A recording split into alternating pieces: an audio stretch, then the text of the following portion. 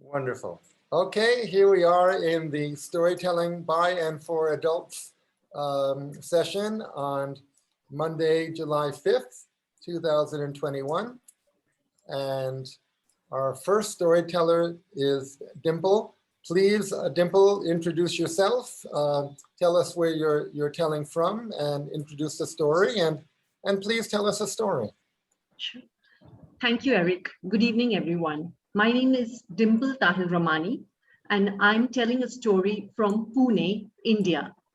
The name of my story is The Last Leaf, and the author of the story is O. Henry. It is a short fictional story, so here goes. Many artists had found their home in the Greenwich area of New York. Two young ladies who were also budding artists called Johnsy and Sue also lived in Greenwich on the top floor of a 3-story apartment complex. They shared a studio apartment together. They also happened to be very good friends. That year, however, an unknown visitor visited the city. The name of that visitor was pneumonia. Many people lost their lives to this deadly disease. Unfortunately, Johnsy, whose original name was Joanna, also was down with pneumonia. She kept coughing and could hardly move as she lay listlessly in bed. Sue was trying her best to get her well again. That day, the doctor visited them. He took Johnsy's temperature. After that, they both went to the next room. He told Sue, "Well, I think your friend has, let us say, 1 in 10 chances to live. And this one chance depends upon her will to live. However, from what I can see, Johnsy seems to have been make up her mind that she is not going to get well. I will do whatever I can through science. But if my patient begins to count the carriages in her funeral, I take away 50% chances from the curative power of medicine." Hearing this, Sue was really disappointed. After the doctor had left, she went into her workroom and cried silently. Then she got up and went with her drawing book into the room where Johnsy was also there. Johnsy lay in bed, her face and eyes towards the window. She looked through the window, but fast asleep. Sue was just beginning to start her drawing when she heard Johnsy saying something repeatedly. She could not understand what exactly Johnsy was trying to say. So she got up and rushed near Johnsy and put her ear near Johnsy to hear what she was trying to convey. Johnsy's eyes were wide open. She looked through the window and was saying 12, and then 11, and 10, and then she said 9, and then 8 and 7, almost at the same time. Sue was not able to understand what was she trying to count. There was nothing except an empty yard and the blank wall of the house just next to their building, where an old ivy vine was hanging from the wall. It was in a bad shape, and most of its leaves had fallen off owing to the storm. She asked Johnsy, "What are you trying to count, my dear?" "I am counting the leaves on the ivy vine," said Johnsy. "3 days ago, there were about 100 of them. It made my head hurt trying to count them. But now there are very few, so it's very easy for me to count. 6, there goes another one. When the last leaf falls, it will be time for me to go as well." Sue was very disheartened by what Johnsy said. "Johnsy, you are not a leaf. Why do you connect your life and the leaf together? You will be absolutely fine very soon. Let me get you some soup." But Johnsy did not seem to hear what Sue was trying to convey. She looked out through the window and saw another leaf fall. 5. Now only 5 remain.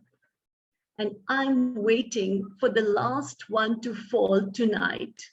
And then I will be ready to go. No, I do not want any soup. Sue was very helpless, but she made up her mind to make Johnsy well and said, "Johnsy, will you promise me to close your eyes and let me complete my drawing?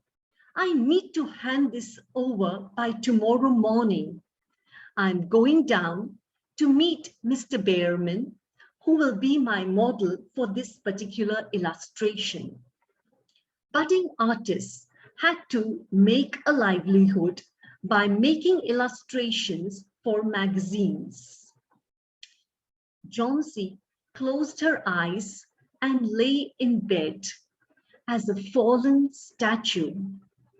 Sue left the room and went to meet Mr. Behrman, who lived on the ground floor of the very same building where Sue and Johnsy lived. She told Mr. Behrman about how Johnsy was feeling. Mr. Behrman was a painter who hadn't achieved much success in art. He always dreamt of making a masterpiece. A blank canvas lay in the corner of his room, waiting for the first line of paint. When Mr. Behrman heard how Johnsy was connecting her life with the falling ivy leaves, he said, "Are there such people even in today's world who think that their life is dependent on the falling ivy leaves? One day I shall paint a masterpiece, and then we shall all go away." Sue and Mr. Behrman went upstairs and they looked through the window. It was a cold and rainy night. They looked at the ivy vine and did not say anything to one another. Then Mr. Behrman, who would take up the job of a model for artists who could not afford to hire a professional model, posed as a miner for Sue. They completed their work and went back to their respective homes. Sue lay there working the whole night, completing her illustration till she fell asleep. She had hardly got an hour of sleep that night. When she woke up after an hour of sleep, it was already morning, and Johnsy was awake. She lay in bed, and as she saw Sue wake up, she said, "Sue, can you please open the curtains? I would like to see the ivy vine and all the leaves fallen from it." Sue was really worried, but she had to do it. She clasped the curtains with her trembling hands, closed her eyes, and opened the curtains. But what did they see? There was one leaf still there on the ivy vine. It was green in the center, and the edges were yellow in color. Chauncey and Sue were both surprised to see that leaf. Chauncey said, there is only one leaf remaining. I'm sure it will fall today, and then I will also die." She kept looking at it all through the day. However, despite the wind blowing, the ivy leaf remained there as it is. Night came, and the friends went back to bed. The next morning, when Sue again opened the curtains, Chauncey was surprised to see that the leaf was as it is. It hadn't moved, it hadn't fallen. She kept staring at it while Sue had already gone into the kitchen. Chauncey called out to Sue, "Sue, I have been a bad girl, and this leaf has taught me that I shall not want to die. I should live. I will paint the Bay of Naples someday. Please get me some soup." Sue was overjoyed. She felt so good that her friend's mind had changed so much. Later that day, the doctor came and examined Chauncey. "Oh yes, there's been a marked improvement in Chauncey's health. Look after her with the right nutrition and care, and she will be back on her feet once again." Sue was overjoyed, and as the doctor was about to leave, he remembered something. "I'm going to visit another patient in your building, Mr. Behrman." "Oh, what happened to him?" Sue asked. "He is down with pneumonia. He was found in his room downstairs with his clothing and shoes all icy cold and wet. Everybody wondered where he had gone on such a terrible rainy night. Just outside his room, they found a lantern which was still lighted, a ladder which had been moved from its place, and a painting board with green and yellow paint mixed on it." "Oh, that's really sad to hear. And how is he now?" "He is in a very bad shape. There's very little hope for him, and he will come to the hospital tonight to ease his pain." The next day, when the doctor visited them again, and Sue checked about Mr. Behrman's health, the doctor said, "Oh, I'm sorry to tell you that Mr. Behrman couldn't make it. He was sick only for 2 days, but he was weak and there was no way we could help him." Sue felt terrible about it. She covered her face and sobbed inconsolably. After the doctor had left, she went to Chauncey and put her arm around Chauncey. She told Chauncey, "My friend Chauncey, do you see that ivy leaf on the vine? Didn't you wonder why it didn't move despite all the rain and the fierce wind blowing all across? Mr. Behrman died yesterday in hospital. He had been out painting this. This is Mr. Behrman's masterpiece, which he painted when the last ivy leaf fell from the vine. Thank you.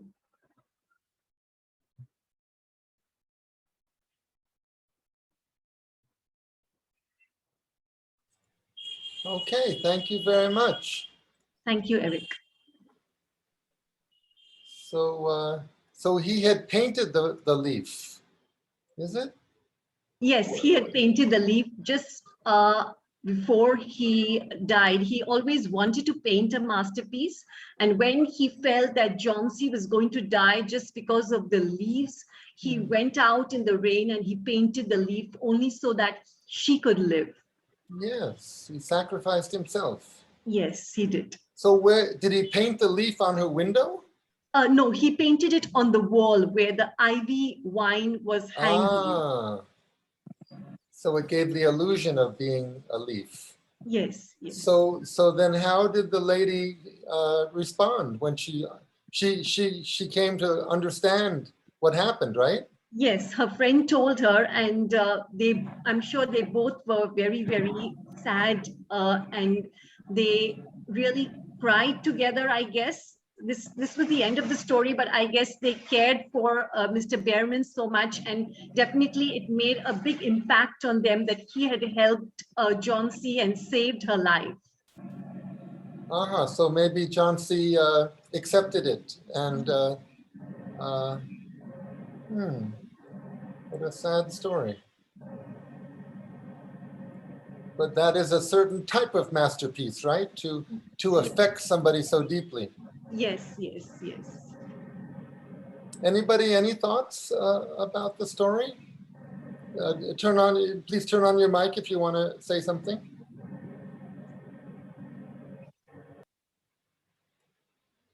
Well, I think a thought comes that if indeed the man had saved her by painting the leaf, then, and Eric, you were kind of getting at this, what is the effect of her friend then telling her the truth about it? Because that, in a way, that kind of negates the magic or the spell of the leaf, that if she really, unless she changes her beliefs, but if she really believes that, you know, the leaf is indicative of her fate, then she would kind of, you would wonder if she then thinks, oh, well, it wasn't real and there isn't a real leaf there, I guess I'm going to die. Well, it certainly negates the illusion that it's a real leaf, but Yeah. but maybe she feels that since this person put so much effort into it and sacrificed his life for it, maybe that made it authentic somehow. We don't know, right? Because the story ends there. Actually, I do disagree a bit because I know the story quite well because I told it ages ago. It's from O. Henry. And there's the line which was also mentioned where Joan, she said, oh, I've been a bad girl. Like that's in my words, of course, like I didn't appreciate life enough. I didn't honor it. And as she had been to this point already, I think even knowing that it was just a painted leaf wouldn't make her get back to her giving up life from before. I think she already had come to a point where she appreciated life again and wanted to live. So that would be my explanation. Mm-hmm. I agree with that. I agree. She had already made up her mind to live. Yeah, that's what I mean. Thank Yeah. you. Thank you for the story. It was lovely to hear it again. Thank you. Thank you so much, Moira. We certainly are affected by our environment.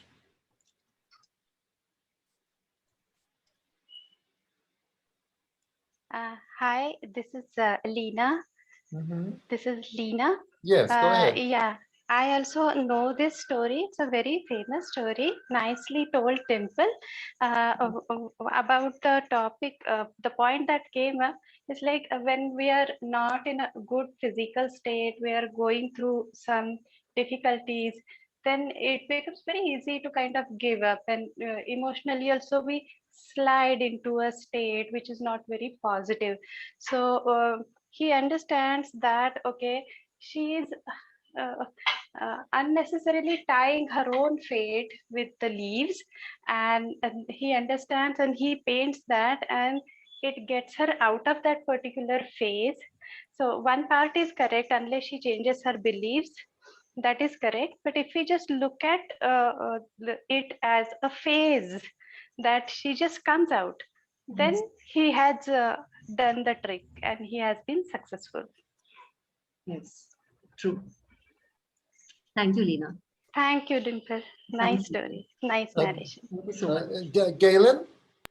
And perhaps the masterpiece is not so much the leaf, which is debatably artifice, but the genuine human kindness Mm. and the gratitude that she feels, which saves her life. Mhm.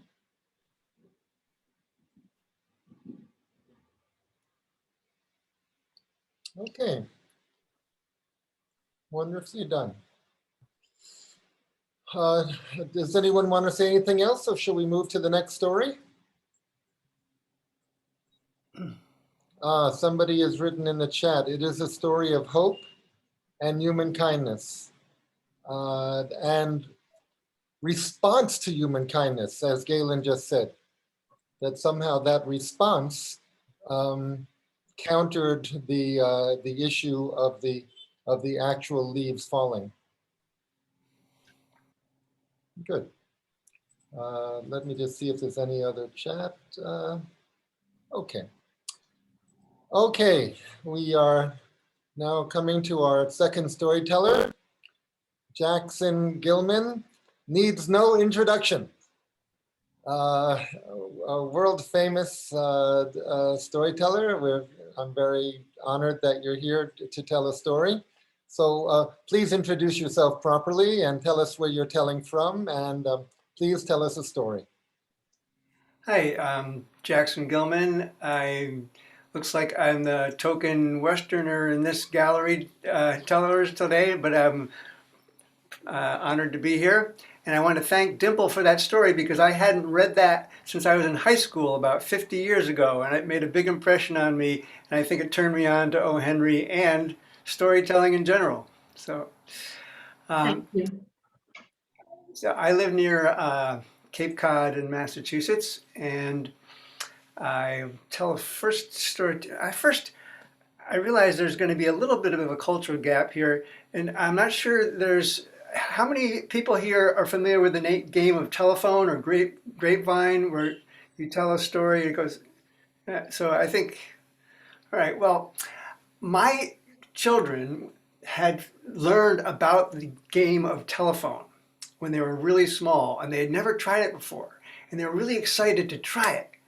And my son at the time was, I don't know, maybe 4 or 5, and he really wanted to do it at the dinner table. And I explained to him that the game probably wouldn't work unless we had a larger number of people, because what you do is you whisper something to somebody, and that they whisper around and around and around, and at the end it gets changed and morphed into something that's far from the original. So with only 4 people, that probably wasn't going to work. So I explained, we're going to have to wait another time, Avery, till there's more people. And he goes, no, I really want to do it, and I want to start it. I said, well, I didn't want to, burst his bubble there. So I said, okay, well, we'll try it. I don't think this is going to work. So he's supposed to whisper in my ear a phrase, but I don't think he had ever whispered before in his life, and he really didn't know how to whisper. So what he said to me was just to me sounded like, it didn't make any sense. So I tried again, Avery, and it was unintelligible. And you're supposed to relay what you heard, but I honestly heard nothing. So I said, Avery, come on, let's go into the dining room and you can just say it quietly to me.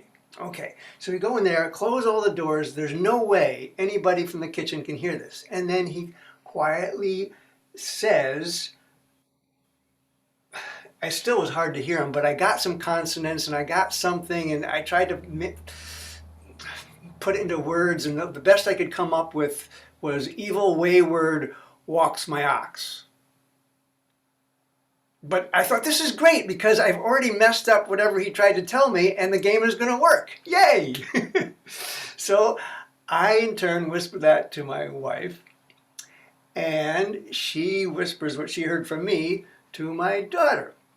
And what my son Avery actually had said was something, an expression he had just learned. We had gone to an amusement place near where we live called Edaville Railroad, and we took our neighbor, who's a little bit younger, a little bit older than us, and well hip with lingo, and she said, "Oh, Edaville Railroad rocks my socks." And that's what Avery remembered, and that's what he told me, but of course that's not what I heard. So when we get around to Jillian to reveal all the garbled message and what's going to come out, she says, Edaville Railroad rocks my socks. Wait, that's impossible. Wait.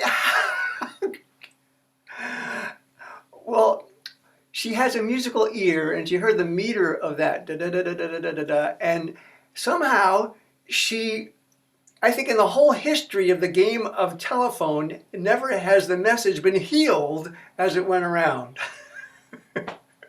So something was gained in lost in translation and gained in translation.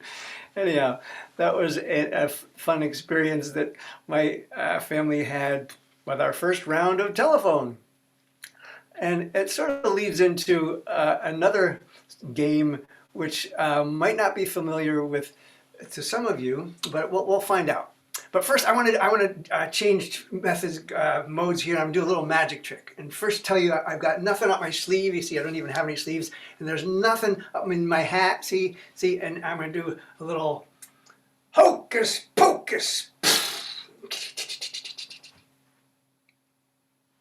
So where'd that rabbit go? Well, more interesting is, where did hocus pocus come from? Well, traditionally, the Catholic Mass was conducted entirely in Latin. And there's a part of the service, the Eucharist, where they're giving communion, where the priest intones, Hoc est corpus meum, which literally translates to, this is my body, because the wafer is going to turn into the body of Christ. Now, when the lampooners of yesteryear were hearing about this alchemy of wafers turning to bodies and wine into blood, they just thought it was nonsense, and they were making fun of it. And you might remember making fun of Latin. I remember when we were kids in high school making fun of Latin, we'd say things like, Domino, Nabisco, and eggshells, Drano. Well, similarly, they took this hocus corpus meum and dismissed all that alchemy into just a bunch of hocus pocus, coming from hoc est corpus meum. Interesting. And that has turned into like this magical little phrase that we do, hocus pocus. Well, interestingly enough, follow this, it got further transmogrified to become the hokey pokey. Now, for those of you who might not be familiar with this song and dance, it was very popular in the United States a long time ago. And you get together in a line and you put your left foot in, you put your left foot out, you put your left foot in, then you shake it all about. You do the hokey pokey and you turn yourself around. That's what it's all about. So if you've never done that before, we could have a little energizer here, and you could try the last verse of that, which goes, you put your whole self in, you put your whole self out, you put your whole self in, then you shake it all about. You do the hokey pokey and you turn yourself around. That's what it's all about. Now, if you think about that last verse, it still retains the original meaning of what the sacred roots were, which is, this is my body. Hoc est corpus meum. All right, so it's kind of like going in a circle. Now, I have a very dear friend, Ruth Stoddard, who lives in California. And when she was growing up, her name was Pokey Rappaport. And you think when she got married, she'd be gladly, shed her childhood name. But contrarily, her husband of like 60 years and a lot of her dear friends still refer to her endearingly as Pokey. So whenever I come across anything to do with Pokey, it might be a joke or a card or a game or something, I send it to Ruth in California. And one time I found this pin at a yard sale that said, "What if the hokey pokey is what it's all about?" That last line of that dance. I had to buy this for Ruth, okay? And I didn't want to just mail it to her. I wanted the pleasure of gifting it to her in person. So I held on to it until we were at a storytelling conference in Chicago. So when I gave it to her, she was tickled pink. She wore it. She told everybody the backstory about this thing, and it was a big hit. But I also had another thing to gift her with, and that was a story to go along with the pin. And I knew she'd appreciate it because she too was a professor of folklore. And the story is, true story, there was some devotees of Krishna in the United States who were going on a spiritual pilgrimage to a sister city in India. And their hosts in India couldn't have been more gracious and generous, and they just rolled out the red carpet for them, shared their houses, their food, their friends, their culture, everything. And the Americans had a wonderful, wonderful time there, and they were so grateful for their generosity of their hosts. And on their last dinner together, before it was time for them to return to the States, their hosts realized this was kind of a little bit of a one-way street in terms of a cultural exchange, because they hadn't really learned that much about their guests. So they said, well, share something about your culture with us. And the Americans were kind of on the spot, and they realized they should share something, but what could possibly compare with the richness of the culture they'd been exposed to here? They sort of felt like just like American white bread or something, but they had to come up with something. So they're thinking, and one of them says, "Oh, I got an idea. We can teach them the hokey pokey. Yeah, at least it'll be silly and fun." So they proceed to do that, but it's in another language, and something is getting lost in translation. And one of the things that gets lost is the tempo of this. Because normally this dance is done kind of like kind of peppy little dance, but going through the translation, it's going on more like kind of this very elegant movement. And what should have been just like a fun, silly dance was being appreciated as more like a sacred Sufi dance. And this is not what the Americans had intended, but their hosts are loving it, and they're all into it, and this is a huge hit. Everybody loves this dance. And, well, that's not what we had in mind, but go with the flow. They loved it. So afterwards, they take the interpreter aside, and they ask him, how did you translate this so they took it the way they did? And he says, I translated exactly the way you tell me. In the end, last verse, I invest my entire being. I withdraw my entire being. I reinvest my entire being. I hum and vibrate in a circular motion, like the cosmos itself. And this is the essence of the totality. So is it any wonder that this dance was received with such deep profundity? And I think never in the history of the hokey pokey has it ever been danced with such spiritual reverence. Now, if you go back to the original sacred roots of Hocus Corpus Meum, and it being made fun of, and that in turn being turned into a novelty dance that evolved into being interpreted as sacred again, full circle, I think it's proof positive that when it comes to the hokey pokey, I'm going to invite some people to unmute right now. When it comes to the hokey pokey, it is what it's all about. Okay.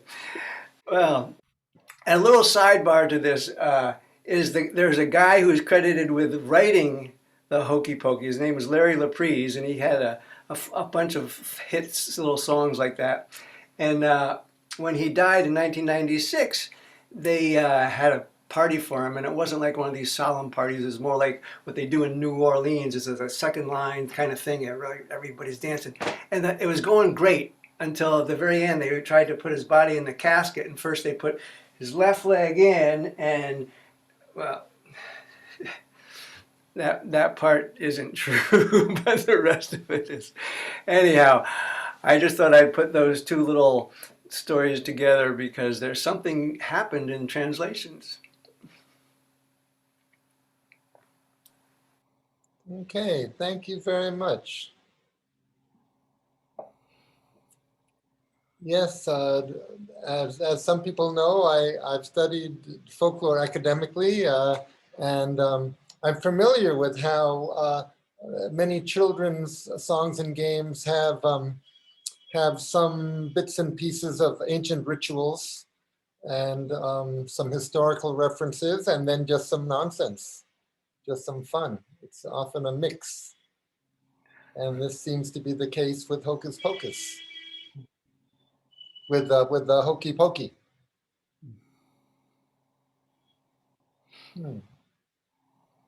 Anybody, any thoughts, comments, questions?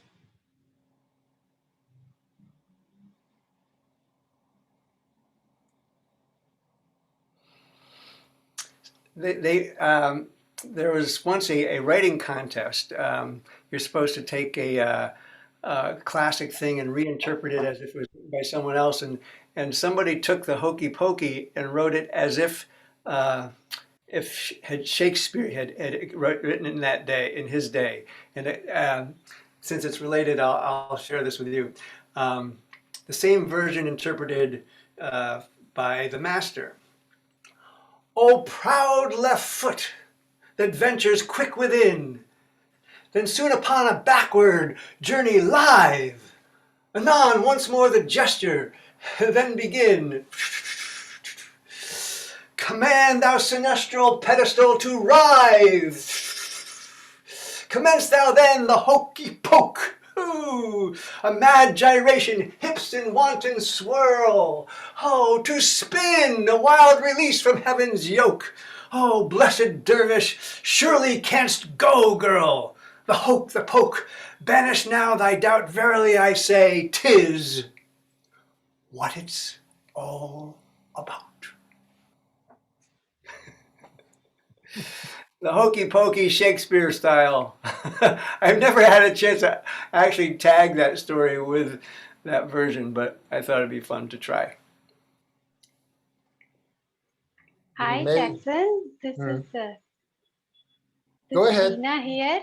This is the second time I'm watching you tell the story, and it's more like performance. I really appreciate how much energy you bring to your tellings. It's amazing, and you use your entire body. This is not by fluke. It shows how much you have worked on your stories also. So very, very nice, very nice. I don't think it'd be appropriate to tell that story without moving. The hokey pokey calls for a little fun. Excuse me. Thank you. May I say Thank you. Artie, did you want to say something? No, just the system is so sensitive. If somebody just touches their desk. Yeah. Actually, as may I say something, Eric? Yes, This go is ahead. Aarti. Yes, please go ahead. Jackson was saying the lost in translation. I would say gained in translation. Children love doing this hokey pokey and playing this telephone game. So we have really gained in translation, isn't it? That's what my thought. Thank you very much. It was really lovely to see you. Thank you, Artie. I love that idea of something gained in the translation. Isn't it sometimes called the Chinese telephone? I never heard that. Yeah, but of course it need not be Chinese. It's a universal telephone. Barry, did you go ahead, Barry? Yeah, Jackson, I want to toss in. I had a lovely discovery this past year in a similar vein.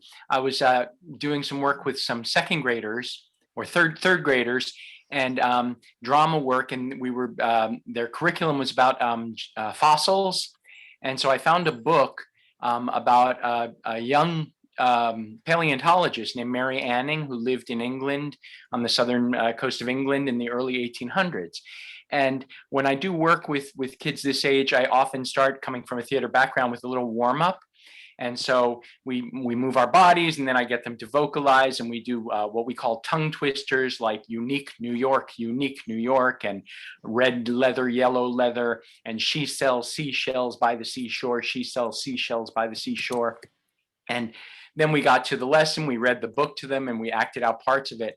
And afterwards, or maybe even during, I thought, well, this is interesting because this is a book about Mary Anning, who lived in a poor family on the southern coast of England, and her family had a curio shop, and she would go down by the shore and she would gather things that they would sell in the shop. And so I kind of joked to the teacher, it's funny because we are actually doing a story about a girl who sells seashells by the seashore.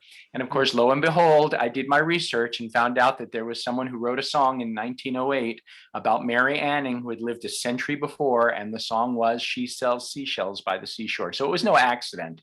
That tongue twister comes from Mary Anning, that 12-year-old paleontologist who discovered the first major fossil on the southern coast of England of a certain type.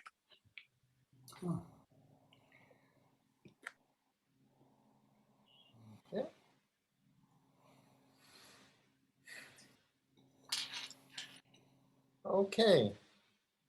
Well, thank you very much, Jackson. Thank you. You've made a mountain out of a molehill. You created a tempest in a teapot, which is a wonderful thing to do. I like to say that I got a PhD in nonsense, a PhD in silliness, and I'm very proud of that in the field of folklore. Because I ended up studying children's songs and games for my dissertation, actually, because I saw that as they did the movements and repeated the words, that they were practicing language.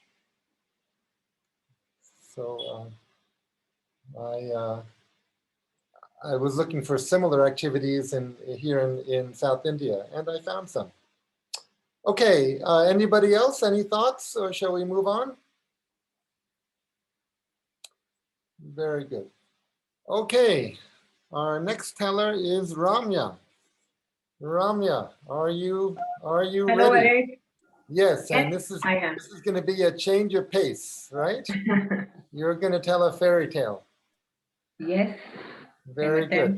Okay, please introduce yourself properly and tell us where you're telling from, and please tell us a story. Okay. Hello, everyone. Thank you, Eric. Thank you, Jackson, for such alive telling. It was completely alive, and the story was unfolding. Thank you so much. I'm Ramya Srinidhi, and I'm from Bangalore, India, the southern part of Bangalore, of course. And well, they say that you never choose the story, but the story chooses you. I'm grateful for this story, for choosing me to tell you this evening. So thanks for that. And thank you, Eric, for guiding me with this. So here goes. This is a fairy tale from Germany, from the Brothers Grimm collection. And it's known with different names. I would like to call it the Fearless Maiden. It's also known as the Handless Maiden. There once lived a beautiful maiden. She lived with her parents in a small village. Her father was a miller, a very poor miller. He used to go to the forest to collect firewood every day.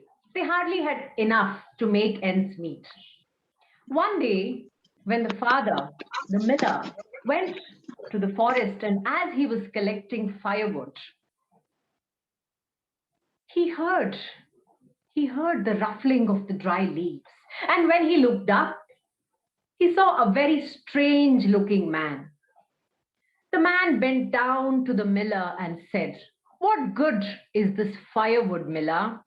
I can fill your house with gold.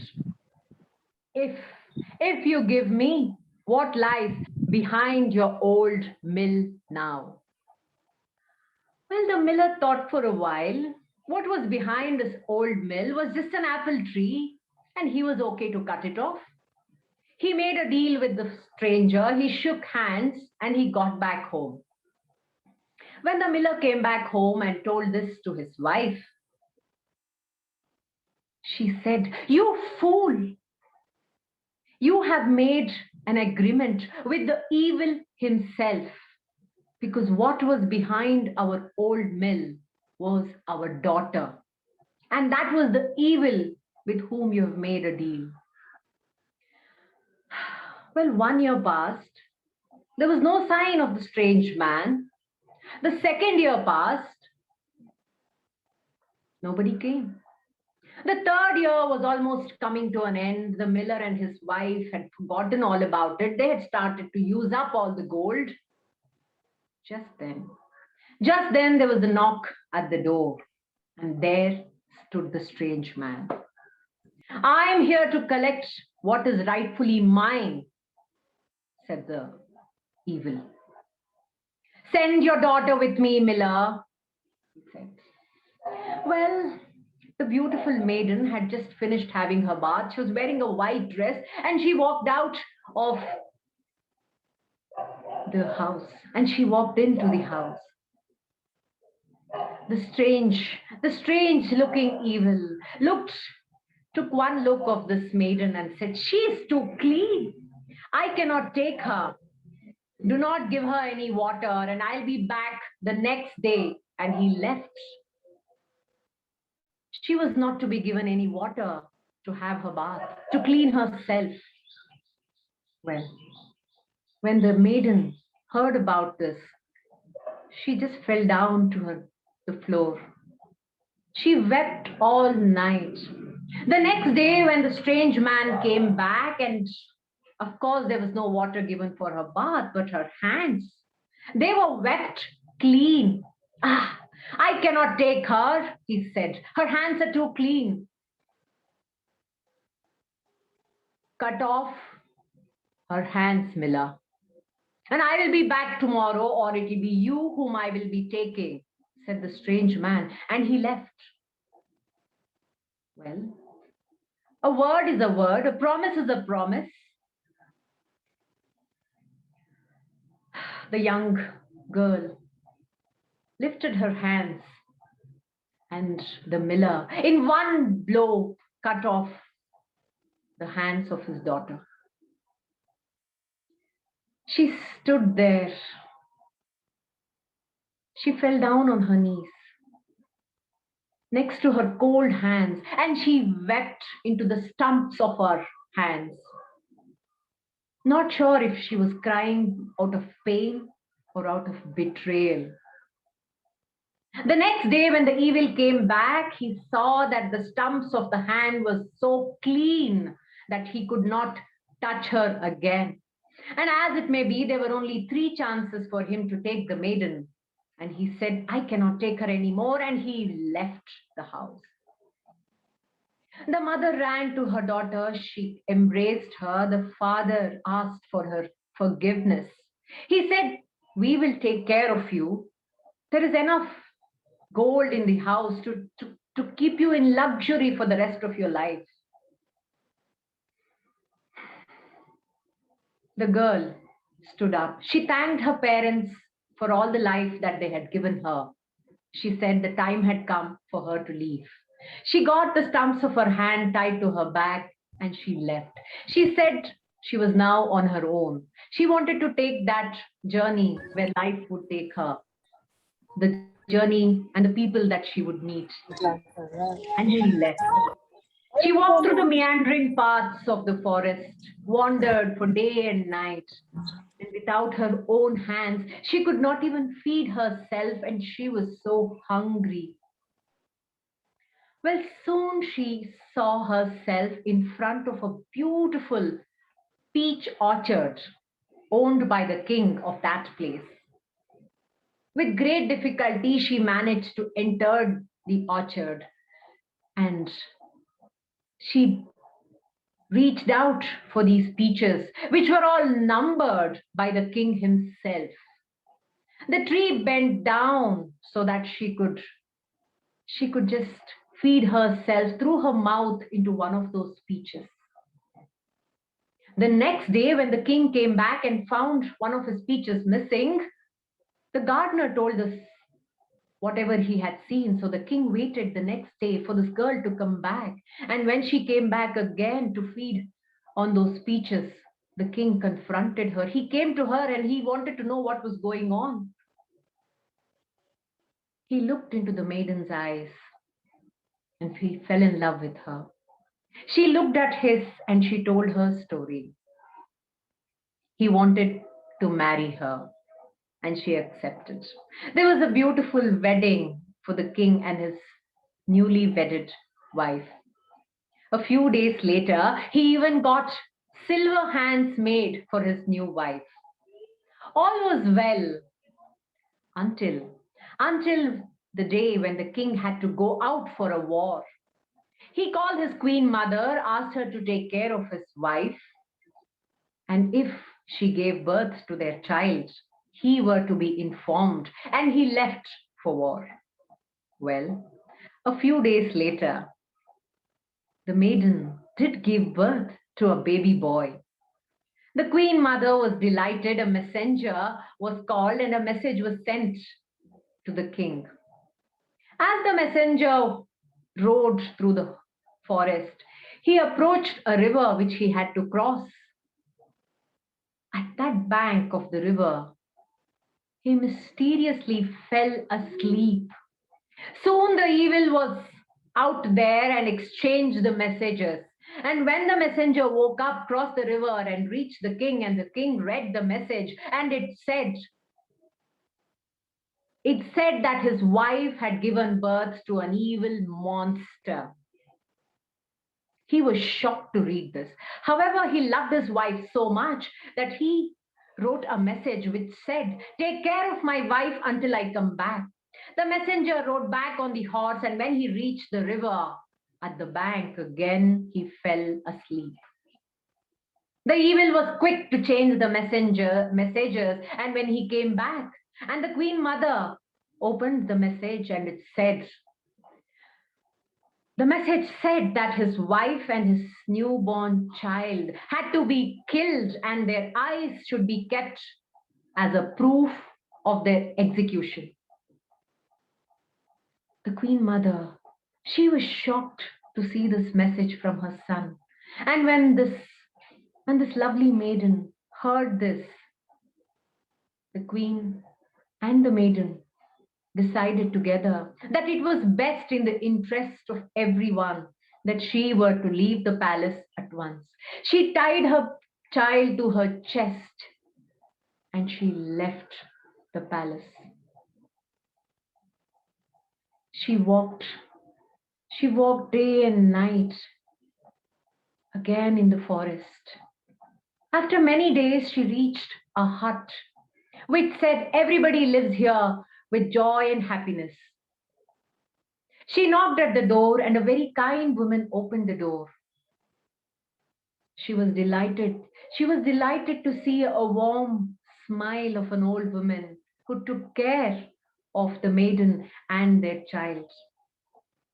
She would go to a river nearby every day to collect some water. As she went to the river with her young child, and as she was collecting water, the child slipped and he fell into the water. A mother's instinct. What would she do? She put her hands into the water. She wanted to grab her son. She wanted to save him. And at that very moment, she had healed. Her real hands had grown back. She was delighted. She collected those silver hands that her husband had so dearly, so fondly made for herself. She got her son back and they came back to the hut. Well, as for the king, when he came back from war, he came looking for his wife and what had happened during her delivery. The mother, who was shocked by the son's behavior, reading his message, of course, confronted him, showed the message, and showed the eyes of her deer, which she had killed instead of the wife and the child. The king was shocked. He wept. He knew it was the act of the evil, and he had never written the message at the first place. He immediately knew that he had to go looking for his wife and his son. He left the very same day into the forest. He wandered for 7 years without food and water. He had to take his own journey. And one day he came in front of a hut, now weak and tired, and what read on the hut? Everybody lives here with joy and happiness. A kind old woman opened the door and she called this man inside.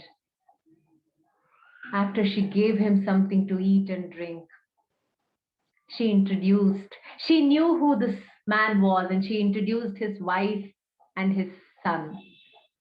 7 years was a long time. He was so weak to recognize his own wife. He looked at her human hands and said, "This can't be my wife. My wife has silver hands," he said. Well, the old woman got the silver hands from inside. He knew. He realized that it was his wife that he had been looking for so long. He was so delighted to be introduced to his lovely son. They hugged each other and they wept for a very long time. The king got his wife and his son back to the palace. Another wedding was arranged for the king and his lovely wife. Maybe it was the rebirth of the king in his own way, rebirth of the fearless maiden who had made such a long journey, and also the birth of their own lovely son. Thank you very much. Thank you so much for listening to this story which chose me to tell you. Thank you, Eric. Thank you. Very brilliantly done. So what about that story, Ramya, really touched you? Why do you care for that story? Of course, there's a story behind the story. When I was looking for a story to be told for this event, I was discussing with Eric, and he suggested the story. And after that, let me tell you, the story has touched me in multiple ways, and it meant so much for me because every stage there was so much more to the story. There were so many layers to the story, and just that the journey of this girl, I think that touched me the most. Her journey, her path that she took, and all the obstacles that she faced. And like I said, just that there's so many layers of the story, the metaphors, the symbols in the story was very touching for me. Like the whole idea of how the tears cleanse, how we all cry when we are hurt, and the whole understanding of how what is the whole idea of not having hands, how we go back to the primitive way of how the child feeds itself, right? A child has to only feed through his mouth. So there were so many layers, so much of understanding for me in this story. So thank you, Eric, for this story. And I just realized there's so much more too. What I know is just the tip of the iceberg of this lovely story. Anybody, any resonations, comments, questions about the story or the way it was told?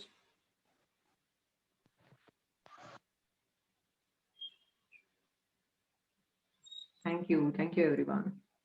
Ramya, I think your pacing was great. Not too slow, not too fast, just the way it should be. Thank you, Eric. Thank you for guiding me with this. I guess, yeah, there was a lot of work being done to how to tell a story so intense and so beautifully. And there's so many graphs to the story about the ups and downs. And the interesting thing about, and also an interesting thing that stuck to me is the human greed.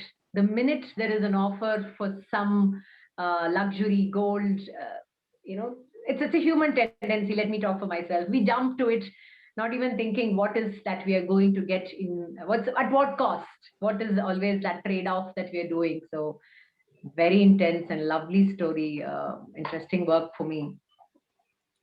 Lena, did you want to say something? Yeah, very nice narration, very nice story also, and I really agree with you that it's got many layers. What actually affected me was that, many times we are playing a role of messenger and we don't take that seriously. So inadvertently or, unknowingly, we shouldn't cause misunderstandings. I know this is a little off, but as you mentioned, there are so many layers in this story, so much learning. So this is the part which struck me. Like no one in her immediate circle was that way bad. Like someone mistakenly promised something, and even her mother-in-law, she was good. Usually in such stories, when he goes to war and the girl is left with the mother-in-law, usually the mother-in-law is the one who causes problem. But here, it's the messenger. The messenger. So what stands out for me is the role of a messenger, and if such a role comes to us, we have to be very careful. So thank you. Very nice narration and very lovely story. Thank you so much, Reena. Thank you. Like I said, a very brilliant story with lot of things that we can, every line, every step, every turn in the story has so much to it. I think that's why it's such a brilliant story, and I'm glad I was able to narrate it to you today. Some interpreters look at the silver hands as a sort of representation of technology, which has its benefits, but it's not human. To have silver hands is like to have a mobile telephone. And we know that some people, especially some young people, will never put down their mobile telephone. They might as well have a silver hand. So true. So very true. But and also the journey, Eric, about how the motherhood, it doesn't exactly mean, it doesn't have to be having a child, but that whole nursing and caring, that innate nature in us is what helps us heal. So that's another thing that was so beautiful for me, that she heals while she's nursing, while she's taking care of her child. And it's wonderful how she is able to take that journey so fearlessly, and a lot of interesting learnings for me. And as we discussed, that child can be seen as a symbol of her inner self, that she's healing herself. Her husband can be seen as a symbol of an aspect of herself, which she gets reunited with. The message aspect reminds me of a Tamil story in which the king has a daughter, and the king doesn't like the young man who the daughter wants to marry. So the king has to go away, but he goes away. He's thinking about how back at the palace, his daughter and this young man are spending time together, and it really annoys him. So he sends a message by a messenger saying, put this young man to death. To give the messenger should give it to the chief of police. But the messenger gives it to the young lady, the princess. And she, in the Tamil written language, you can add a little line here, a little dot here. By the time she finishes with it, it says, have this young man marry my daughter. And so it's done. And when the king comes back, he has a big surprise. But that's an example of beneficial message tampering. Absolutely. That takes us right back to Jackson and what gets lost or gained in translation. Yep. Yes. Absolutely. Okay. Thank you. Okay, we'll move to the next teller, and that is Sudha. Sudha, are you ready? Yes, Eric. All right, please introduce yourself and tell us where you're telling from, and please tell us a story. Thank you, Eric. And it's lovely to be in this online community of storytellers. And this is a wonderful opportunity. My name is Sudha Umashanker. I'm a journalist and author and a storyteller. And the story that I have chosen to tell you all today is a story from the book Inner Engineering by Sadhguru Jaggi Vasudev. It's told in the form of an anecdote in his book, a New York Times bestseller, but I have fleshed it out and tweaked it a bit for the purpose of telling this story to you today. And this, I have titled the story, The Argument. Now, once upon a time, there was a couple.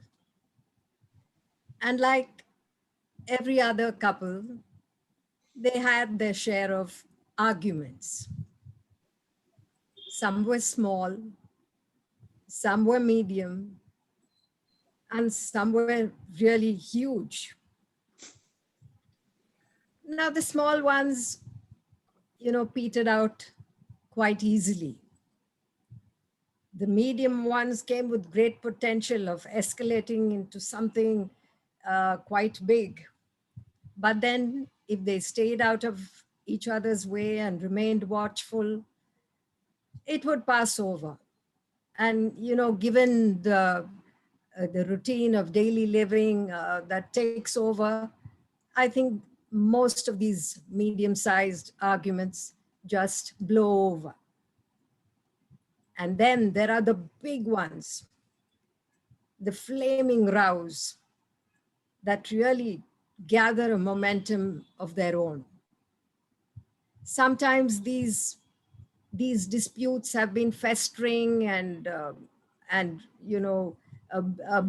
boiling over for a long time, and then they kind of explode in your face.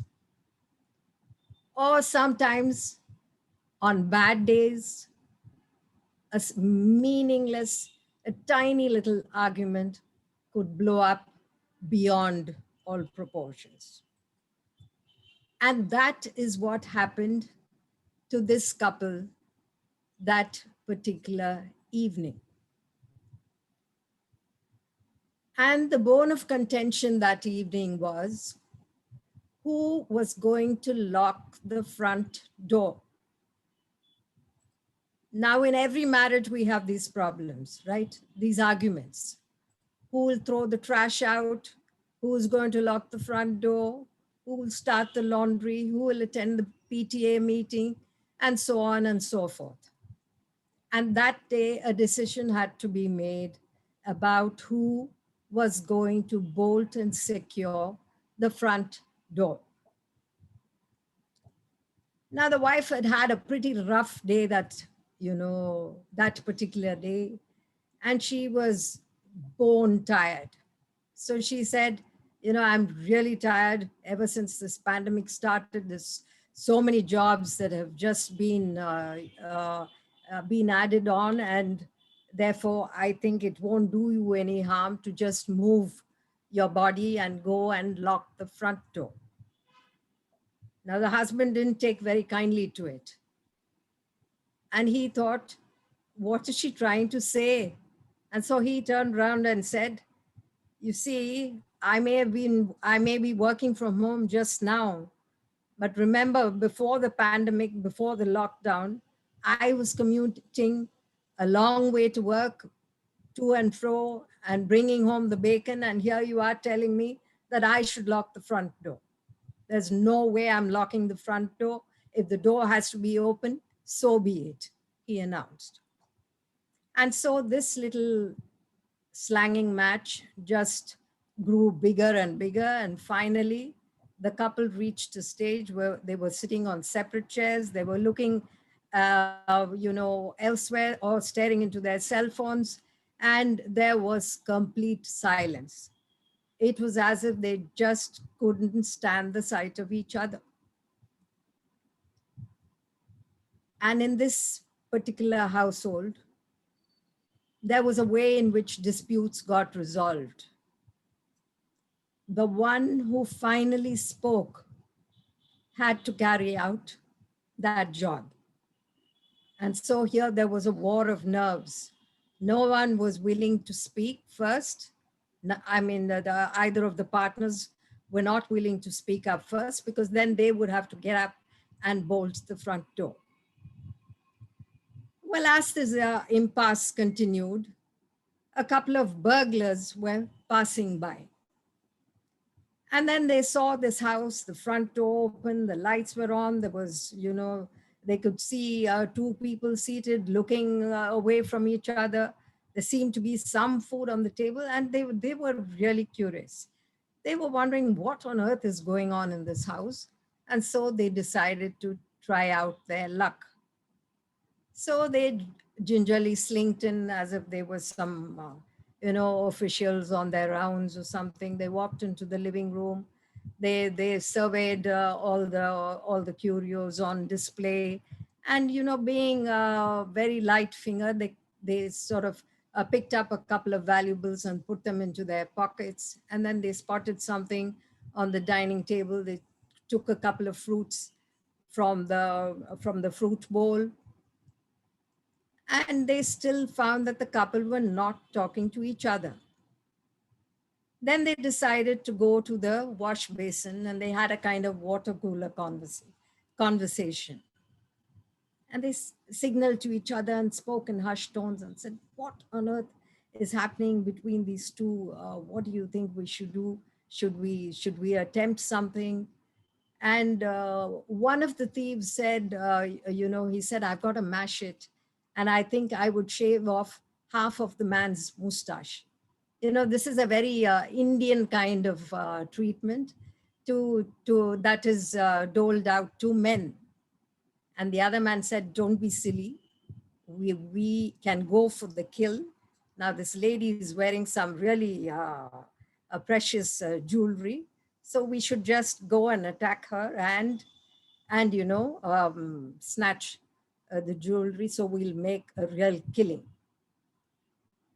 So they conferred between themselves, and they sort of hatched out a plan, and they were about to make their way to the couple with the machete in hand.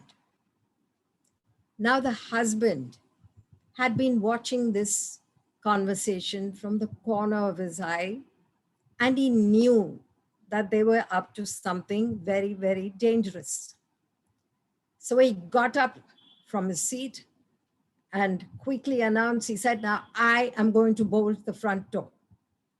So his wife too sensed that there was trouble ahead. So she said, please take me with you. I'm coming right back, right now with you. And both of them rushed out of the door of the house, and they slammed the front door shut.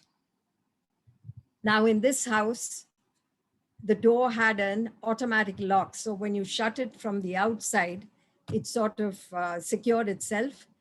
And the inside latches were very complicated, that nobody who didn't use the door regularly would know how to get out. So the thieves were well and truly trapped inside the house. Then both of them, one person called the police and the other person alerted the neighbors, and soon help arrived, and the police descended on the scene. The neighbors arrived, and then it was decided that the police would use the key to the side door and open the house and get in, which is exactly what they did. And they quickly rounded off these two burglars. It turned out that these were wanted, criminals who had been operating in this vicinity. And so the police were on the lookout and had launched a manhunt for them. And so the police were really grateful that, that the couple had facilitated this capture. And meanwhile, the couple had had a quick word with all the neighbors who had come out to help, and they thanked them for supporting them and coming to their rescue. And then they walked in back into their own house. And they were very relieved, very happy that an argument that could have taken a very ugly turn, ended so differently, and that finally silence was broken between the husband and wife.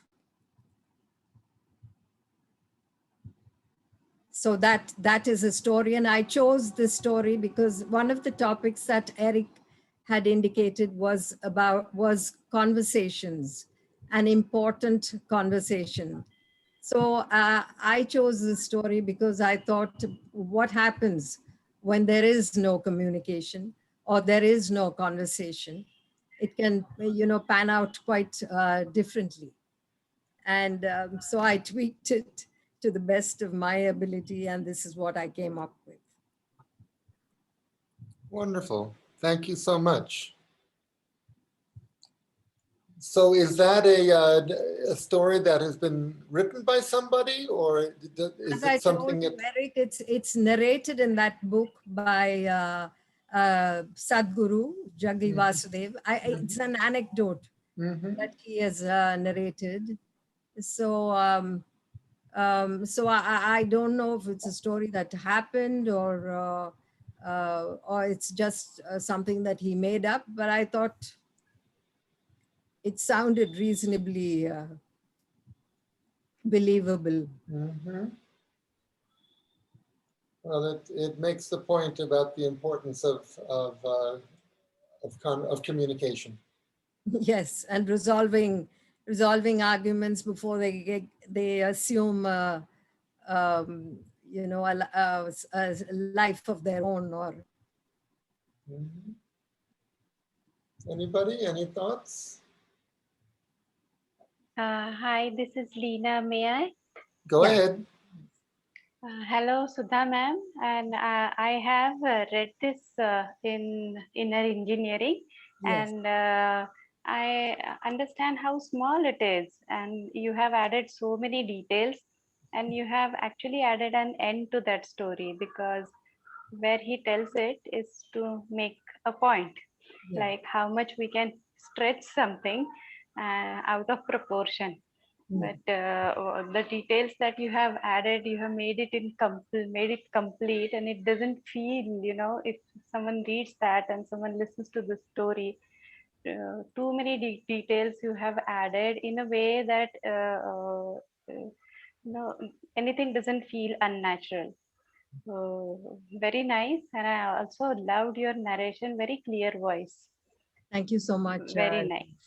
Yes. Thank you very much. Thank you. Very nice.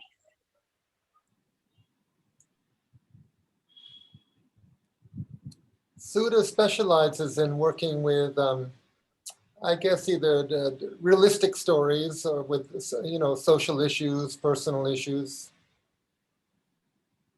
Yes, I do a lot of gender violence and Me Too stories. I also, like Eric mentioned, I do tell to children, but I love these stories about the environment, but cause-related stories as well. Okay, any other thoughts? Anybody? Okay. Oh, did I hear something? No? Okay, Mani, are you ready? Now I have to say, Mani, starting about 3 months ago, you began sending an inspirational message every morning. Is it? I don't know if you're sending it just to me on WhatsApp or if you're sending it to 1,000 people, but I've come to enjoy them very much. My morning is not complete until I read these are inspirational messages from, Albert Einstein and every famous person. What in the world are you, where do you find all these inspirational sayings? Mani, can you hear me?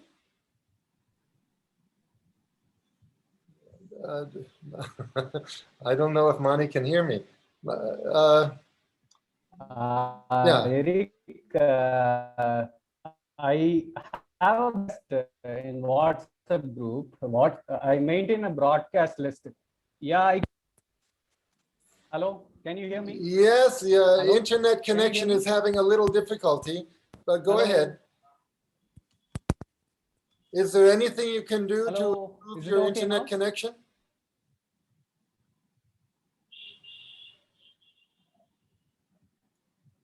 Mani, oh, Mani's having a hard time with his internet.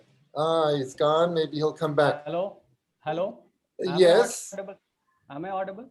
Yes, now you are audible. Okay, thank you. I have a broadcast list, Eric. You are one of my favorite person in this world. So I am sending you the psychologist quote every day morning. Yes. So thanks for your feedback. That too, in front of everybody, you are telling that. Thank you so much. Thank you. Nowadays, we need a lot of hope, right? We need a lot of hope. So we draw hope from those quotes. Okay, so now you're going to tell a personal experience story with a very wonderful title. Why don't you tell people the title of the story? And you're in Chennai, right? Yeah, I'm in Chennai. Yeah, go ahead. Please tell people the title and please tell us the story. Actually, I forgot the title. I don't remember it completely, but I'll tell you. I cried in front of the world audience when the world storytelling event was conducted. I cried in front of everybody. Shamelessly, I cried in front of everybody. Everybody watched me crying for 20 minutes. So that is a brief, that is a detailed title. So it goes like this. Writing. I was not getting words, right words. The pages are not enough. I was continuously writing. The story of a woman. I was writing a story about my grandmother. I was writing her personal story. The words are not enough to express her love and affection she showered upon me.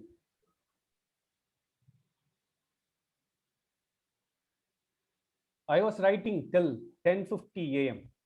I was supposed to tell the story by 12 p.m. Then I was rehearsing for this storytelling world event. So I wrote 6, 7, 8 pages. So I have to cut short her story. So I made points, important points, 6 points I listed, and I was keeping it in my mind. The moment came, World Storytelling Event Festival. In that moment, my teacher, Eric Miller, calling my name. Next, Mani Nachiappan will tell a story. So I took my time because the feeling was very heavy. The feeling I had was very heavy. Because I lost my grandmother. She died on 2nd January. So I took my time. The emotions are too heavy. And Eric popped up and came close to the monitor and he saw me. I was not starting the story. I was not starting my narration. It was too heavy. The love, the affection she showered on me, I can't able to digest. I used to think that I'm a strong enough adult. I can tolerate, I can manage, I can cope up any kind of mishaps or loss happening in life. Lot of memories. I wrote all of her memories and I started narrating her story in reverse order from her death to her birth.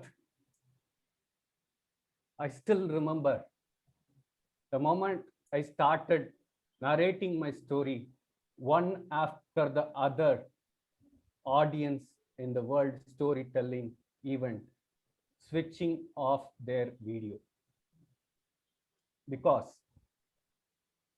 emotions are contagious. I could feel that not only COVID-19, emotions are contagious. One after the other, they were switching off their videos. I couldn't see anybody except Eric Miller. I was weeping. I was taking breath. I was trying to narrate in between my tears. And again, Eric popped up in front of his camera and he was checking. Is he really crying for the death of his grandmother? And he sat like this. He understood that this poor fellow is crying, is really crying for the death of his grandmother.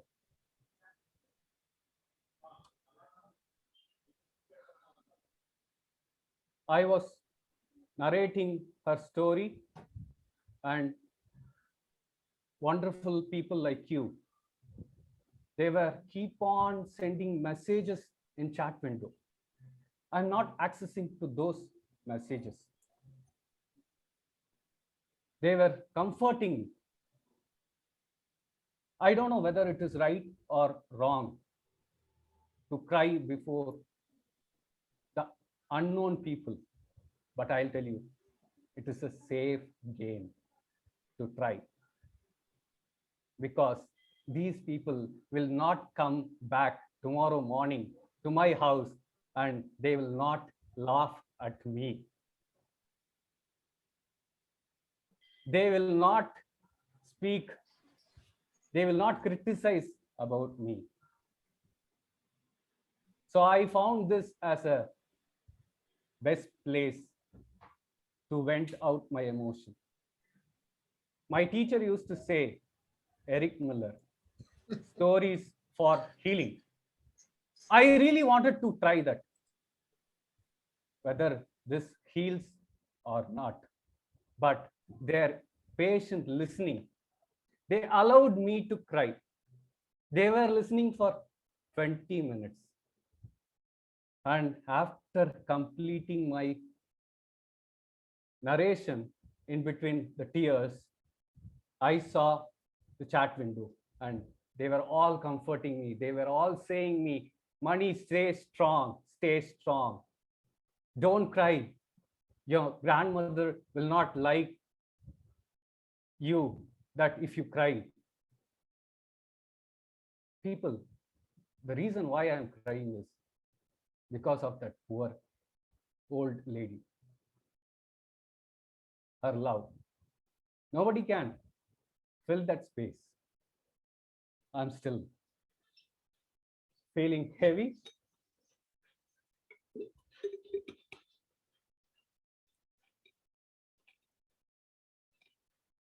So even my mother doesn't know that this young man will cry. So in between, she was coming when I was narrating this to the world audience, and she was wondering, what is he doing in front of this laptop and why is he crying? And he is amused. Even I was amazed. And when I was getting close to the climax of my story, it was 19th minute. And I was never imagining that moment. That could be the end of my narration. That could be the end of my storytelling. And my teacher, Eric, intervened and he told, Mani, there you can complete your story, because that is the fitting end to my story. Because I was having my grandmother like this, from death to birth, and in birth I'm carrying her like this. So he stopped me there. He asked me, that could be Mani, that could be the place. So I was really happy that I got her back. I was keeping her like this, and I was telling that, yes, Eric, this is going to be the last line of my story. She is with me and I'm seeing her. So there is a lot of stages in grief. There are a lot of stages in grief. Initially, I was denying.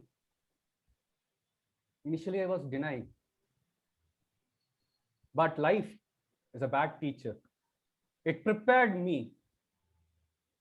It slapped me and said, hey, she is not well. She is bedridden for 8 months and she is going to be no more one day. And life was preparing me. And I was bargaining with life that if I get a chance, I want to capture her. I wanted to capture her. I wanted to freeze her. I wanted to keep it with me. No, there is no solution at all for death.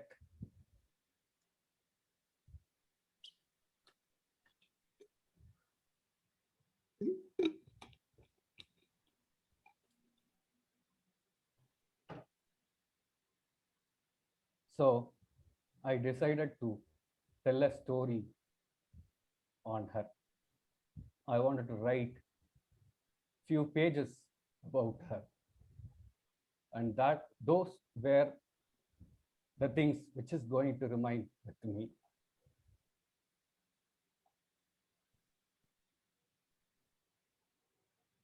Over to you, Eric. Okay, thank you.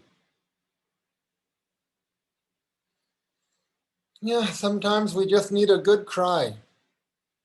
And sometimes we want to do it alone. Sometimes we want some witness. Yeah.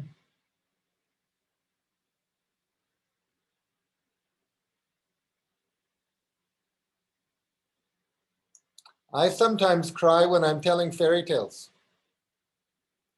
And especially when after a long struggle, the man and the lady find each other again. And that's when I cry, when they get together again after the long, long struggle. But it can be difficult, as many of you might know if you perform. If you actually do start crying while you're telling a story, it's a little difficult because you choke up. Literally, you cannot speak for a few moments, right?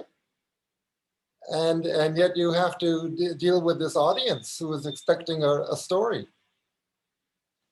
My wife told me, Eric, if you cry when you're telling a story, you don't need an audience, you need a therapist. But Mani, I think in your case, what you did was wonderful, and I think it worked, right? It helped you move through the grieving process. Do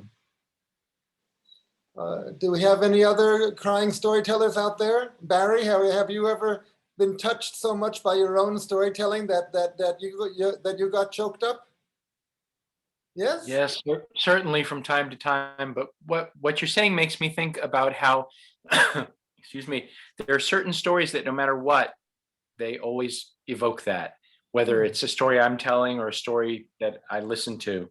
But yeah, I'm trying to think, there's one story that would always bring me to tears that I would tell. And so I'd have to be very careful with it. But the interesting thing for me was I don't cry when the couple gets separated. I cry kind of with joy when they get back together. But Galen, what were you going to say? Oh, well, I was admitting that I cry when I tell stories. I cry all the time. Anybody who knows me knows this. And, you know, Eric, with all due respect to your wife and Mani, I think a great therapist is a great audience.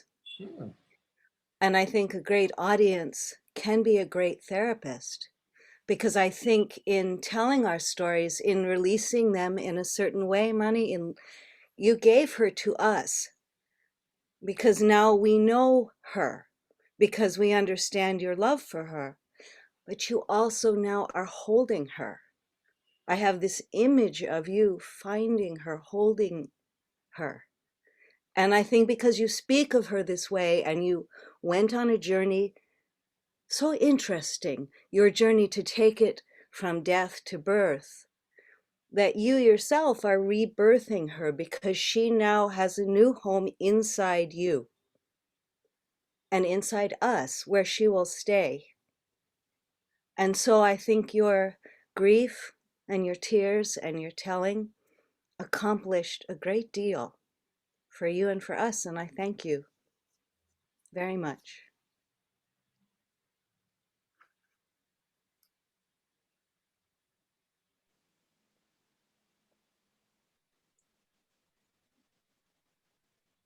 Anyone else want to add anything?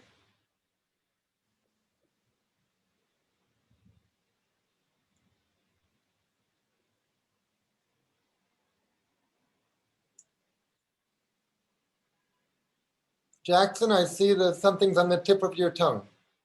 No? Okay. He's probably going to tease me about how much I cry. Oh. It was very lovely sharing, Mani. Thank you. And Jackson, I want to thank you again for your telling, and I hope you took my statements about making a mountain out of a molehill and a tempest in a teapot in the right way. A tempest out of a teapot that's a keeper line because it fits with Shakespeare. You know, it's like, yeah. Yes. No, I admired very much the way you worked with those traditional children's games. Thank you very much. All right, Mani, are you feeling okay? Good. All right, we have two storytellers to go, and believe it or not, everybody, we are on schedule. Nagarajan, are you ready? Yes, Eric. Am I audible? You are audible.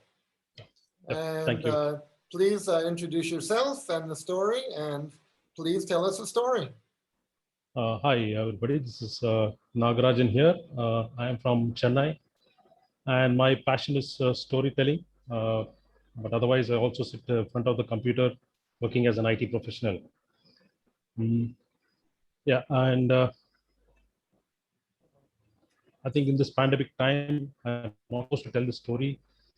Because otherwise, the story would have been banned. But you will know why I'm telling this statement. Okay. So the story is called The Dragon Rock by Elena Ashley. And I do the story session with the children, and I'm sure that you're going to enjoy this story. So this, as the story starts, this happens long time, once upon a time.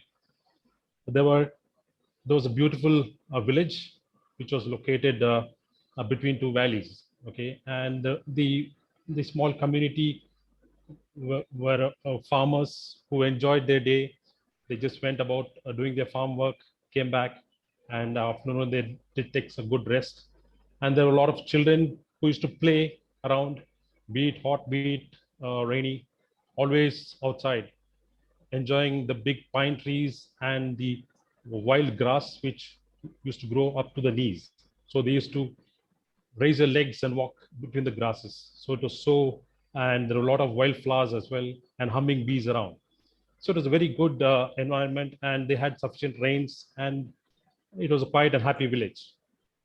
And everybody in that village were had a folk tale, okay, and it was about a rock.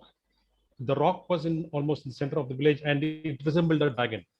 So people said, yes, this dragon is there. It has come from so many ages ago, and it came from that planet, or it spits fire. No, no, no, it doesn't spit fire. It's a friendly dragon, and everybody started talking about it. And the children were very affectionate, and they knew it was a dragon.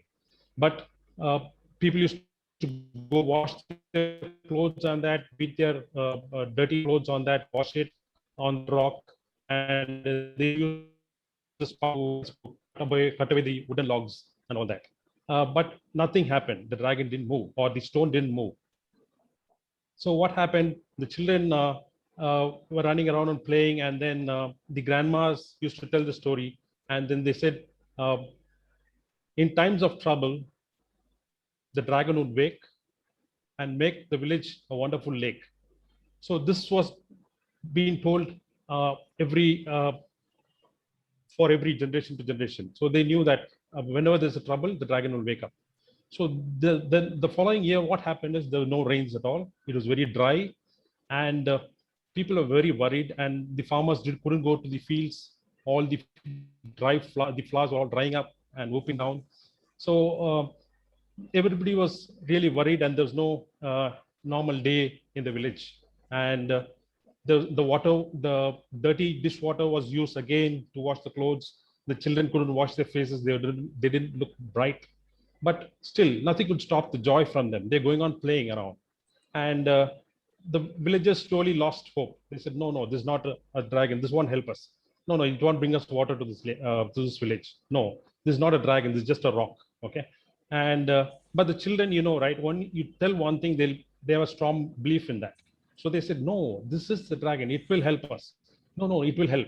So one afternoon, when all the children were going to play, they came out with a plan, right? So they went around collecting all the dry leaves, each of them collecting the dry flowers, and they laid it around the rock, okay? And they started thumping on the flowers and the leaves, dried leaves, and circling the entire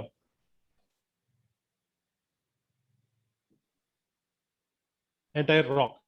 So they're saying, in times of trouble, the dragon will come or save the village by making a lake. They're making a lot of noises and stumping and walking fiercely. That way, the pollen from the flowers all started coming out and filling the air. Suddenly, a cool breeze swept across that place. So what happened? This pollen got carried away to all the places. And one boy, little boy, who was dancing and looking at the dragon lying down, he saw a twitch of the nose of the dragon, which the rock shape, which was like a nose. He saw the twitch. He said, hey, look at that, look at that. I saw something twitching. Okay, the dragon is moving. Then when all the children saw, suddenly one of the ear turned 30 degrees. And the full noise with the children. They're making a helter-skelter. They're running here and there. They're screaming, they're yelling. And all the elders came out. They said, what is happening? Then suddenly a rumble, a big noise came, and they saw the dragon wake up. Okay, it sat like a pet dog looking around here and there. And then it just wagged its tail. All the children ran away. The elders were all shocked. The ladies of the house came out and amazed. They're looking at the dragon, which was being told as a story for so long. The dragon looked around and he made a sudden noise. Okay, Achoo! Again, some more pollen got into his nose, and then he looked around, he made a big noise. Achoo! The big noise broke open the earth, okay? And people heard something gushing out. It was a big waterfall coming out, and the water started flowing the entire lake. All the children were happy. All the elders were very happy. Oh, we got the water finally. And this water filled up the full valley, and that became a lake. It filled up the golf course. It filled up everything, that full entire area. And slowly the dragon looked around and disappeared into the lake. So this became a big landmark for the village. So they called that the Dragon Lake. Then they named that day as the Water Dragon Day. They had the villagers started doing scuba diving. They brought in a fishing area. They took the children for swimming. They brought in boats, and everybody lived happily. And that's how the story ended. And the children started, I just read out the last few lines so that the dragon helped us as we said he would do. Hurrah for the dragon. Achoo, achoo, achoo. Okay. So now you understand why I said the story would be banned if I told you during this COVID times, the sneeze. And thank you.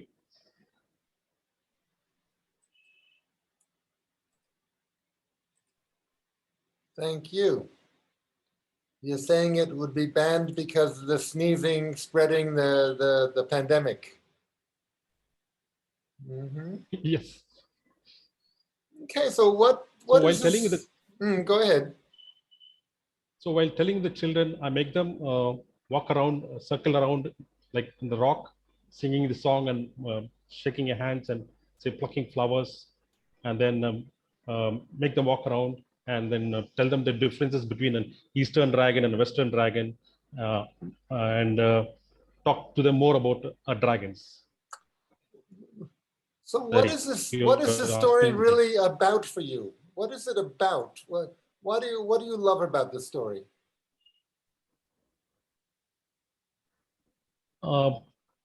This story tells about the true spirit of the children, right? So they have stronger beliefs than us. So you tell them something, they hook to it. Okay, unless and until daddy or mommy or somebody tells no, that was a lie I told you, they don't listen. They just grip to that belief and they say yes, it can happen, or it is this God will come and punish me, or if I do something, yes, I will be punished or I will be hurt. So they have the if you tell it to a 5-year-old, 6-year-old kid. So that that impresses me a lot. Yeah. Mm-hmm. Anybody? Any thoughts?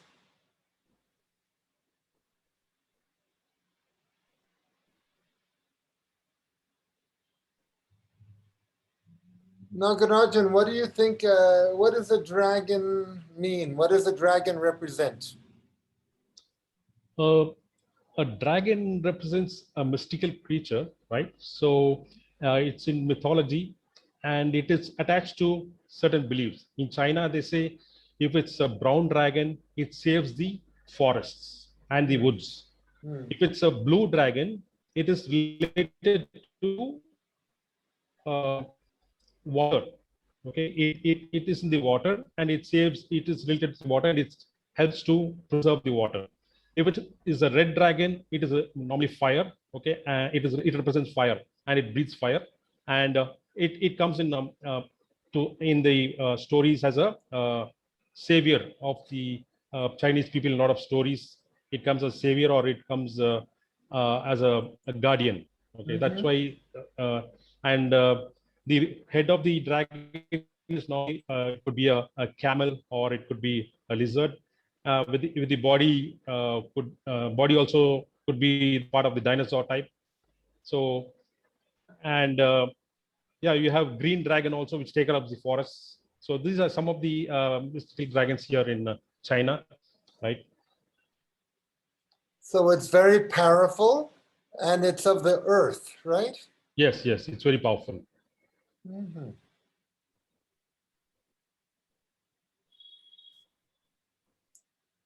Any dragon experts out there? I do have my own dragon story, which I will tell the next session, Eric. Okay, Sure. wonderful. Yeah. So you collect dragon stories. Yes, yes. I collect dragon stories, and I also did my own personal story. It's called a pet dragon, which is also very hit with the kids. So I'll tell that later. Wonderful. Okay, shall we move on to the last story?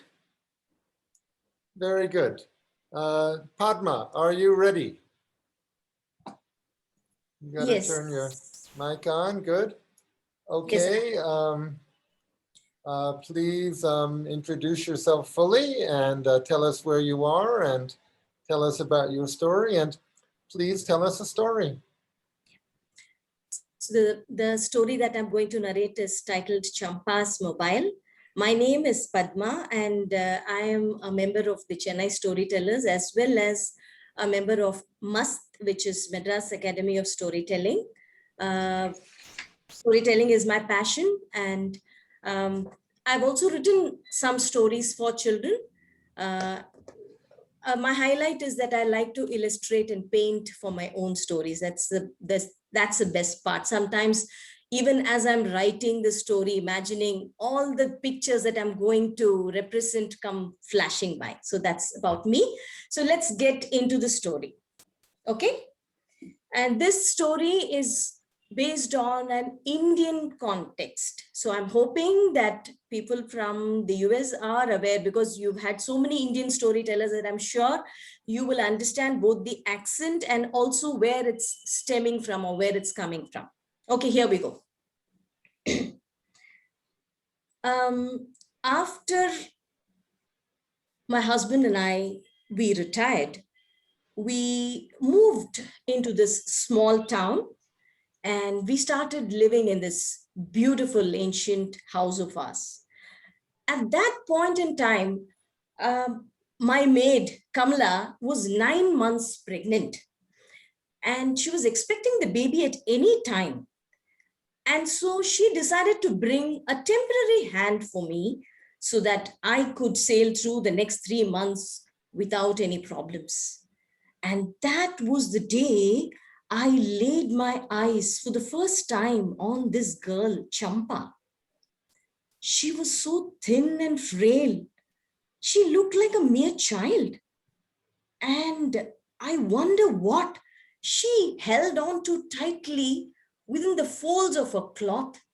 I wondered what it was. And she was so timid, she hardly dared to look up at me.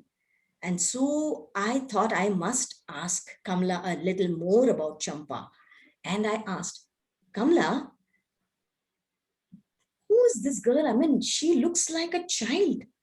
How old is she? Do you think she can manage the housework and everything?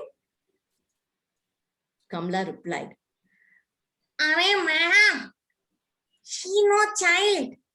She's 16-year-old, married. She do all work nicely. You no worry, madam. Arey, Kamala, but that's not what I'm asking. You know that we have a big house here. She needs to do the yard, the garden, and then the sweeping and the mopping and the dusting. There's so much to do. She looks so thin and frail. I mean, can she manage it? Madam, you worry not. You know something? This girl, when she got married, her mother-in-law and father-in-law, they no allow her to do housemaid work. Then you know what Champa did.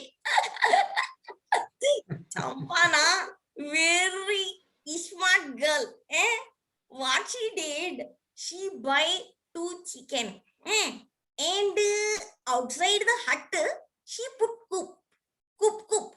And she sell egg. She's selling egg. She making money. Sitting in the house, madam. She very intelligent girl. Kamala, I really don't know what to say about this. But anyway, I'm just hoping that she can manage. But what about her family? Do you know them? I mean, have you met her family? हाँ madam, full family I know. Her father-in-law, Champa father-in-law na, he riding rickshaw. But na madam, he drunkard fellow. And mother-in-law, my parent. Huh? Like me na, in 10 house, she working housemaid. And Champa na, 3 sister-in-law, big, married. And Champa 2 sister-in-law, school is studying. Huh? Good family, madam, you no worry. Arey, Kamla, then what about Champa's husband? What does he do? Madam, Champa husband na, mental problem, mandu buddhi. He no study, he no working. He na like a grown up baby. He get angry na, my God, he beating. But na, Champa manage. Okay. Champa, have you ever done housework before? Have any experience? Huh? Yes, before marriage, 3 years before, my mother and I na, in big house I work. I know all housework, madam. And so it was. Champa was indeed an efficient girl. She learned all the work on the first day that Kamla taught her. And from the very next day, Champa arrived on time. I didn't have to teach her much. She just took the broom and went to the yard to do the sweeping. And then I thought, why is this girl taking so long? Let me go check on her. And then when I approached the yard, I could hear somebody talking. And so I got curious. And then I noticed that while Champa was using the broom efficiently with one hand, she held a cell phone with another hand, and she was talking into it animatedly. I mean, I couldn't actually hear what she was talking. It was more or less like a murmur, but then the intonations of her voice indicated that she was venting out. It was more like, she was frustrated. Was it anger or sorrow? I couldn't tell. But then I didn't want to interfere. And so I went back into the house. But then I noticed that this was a routine every day. While with one hand she'll manage to hold the phone, the other hand would deftly do the washing or the dusting or the mopping. This girl would sometimes hold the phone right in front of her and talk into it animatedly. Sometimes she'll hold it in the crook of her neck. I mean, I got curious. I just couldn't contain myself. And so one day I did ask her, Champa, who is it that you keep talking to every day, every single day, huh? My mother. I talk to my mother, madam. Oh, acha. So not your father, huh? What does your father do, Champa? Madam, my father, before now, he drive truck. Then accident happened. Then they cut leg, amputate. Then he no work. He's in the house only, madam. Oh, Champa, but why did your parents marry you to this mentally, the deranged person? Why would they do that? Huh? Madam, another boy marry, we have to keep dowry, na? We have no money. But this boy, no demand, no money, free. So they marry me. Oh, whose phone is that? Who gave you that phone? Huh? My mother phone, madam. Okay, Champa, that's good. So you know what? Today, before leaving, just give me the phone number because, over the weekend, we are expecting some guests. So just in case I need any help, I might call you. Don't worry, I will pay you extra for that. Okay? Madam, in my phone, ring no work. You call? I know here, madam. What an excuse. Look, Champa, if you don't want to share your mobile phone number, just tell me so. It's common sense that you don't even have to share it. My name will still be shown. My number will be displayed. Anyway, don't bother. I don't want to know your number. And you're here only for the next 3 months. Kamala is anyway going to come and replace you. That's fine. So the girl, I never took the number from Champa. I mean, when she was so reluctant, why would I? But you know what? As the days went by, I found that I liked the way Champa worked. She was very meticulous. She would climb on a stool and clean the fans. She would even clean the window panes, which Kamala never used to do. And Kamala used to be such a gossip monger, waiting in to listen on to every word that I spoke with my husband. But this one, she hardly bothered with me. In fact, when I spoke to her, she'd only respond in monosyllables. But any time you look at her, when she's dusting behind the door, she'll have that phone with her. When she's climbing up the stairs, she'll be talking into the phone. When she's near the well, when she's in the garden, I would wonder what this girl had so much to talk about. Anyway, the days went by swiftly, and there came the last day for me to bid goodbye to Champa, because from the next day, Kamala was to come. And so I thought I would give this girl a surprise. And so I called her. Champa, come here. Today's your last day, no? You've done a good job. I'm happy with your work. Here, this is your salary. Here, and I put a bonus also. And here, this is a cell phone. You can use this. You know what? I was using this till last month. Then my son bought me a smartphone, so I don't need it. It's a good one. You can take it. Yeah, have it. Arey, take it. Madam, I know I don't want. What I will do with it? What do you mean, what you'll do with it? What a question. You can talk to your heart's content. You can hear your mother loud and clear. Take it. Madam, it work without SIM? How silly. No phone works without a SIM. All that you need to do is take that SIM card from your old phone and put it in this, and it'll work fine. As simple as that. Got it? But in my phone, no SIM. What? Are you joking? Let me see. Give me your phone. And that was when I noticed that it was a broken mobile phone. The keypads had almost nearly faded out.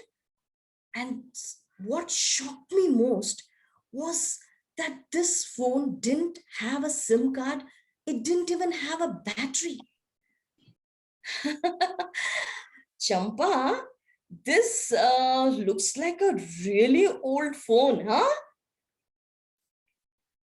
Yes, madam. When Champa madam gave na to my amma, that time also old phone only she gave. But, I mean, this is really an old phone. Did she give it to you in this condition? I mean, it's bad. Nana, when she give na, my amma buy SIM card and put. Then phone worked nicely. Good phone. then what's the problem? What happened to this phone? I mean, why is it like this? When my mother died, I asked my father, please give Amma phone to me. I keep, but my father no give. He thinking I always phone talking, and my mother-in-law get angry and throw me out of house. He afraid. Then I promise. Then he give phone, but he keep the SIM and he keep the battery. Oh, I'm so sorry, my dear. I did not know that your mother is no more. I'm really sorry. Who tell mother no more? Mother there. Mother is there. When I catch mobile in my hand, I holding mother hand only, no? Don't tell mother not there. I understand, my dear. Yeah, take your mother's mobile. Take it. The girl walked away without looking back, not a backward glance. And I could understand what she was going through. Some of you here might be thinking that the girl really needs some help. She needs to go to a shrink. But you know what? There are times when we need to cling on to something, some hope. Even if it's an imaginary relationship, if it helps to keep us sane, why not? What do you say, people? This was a fictional story written by Deepak Sharma. It was in an Indian context. It's a story written in Hindi, but I translated it for narration purposes. I hope you liked it. Thank you.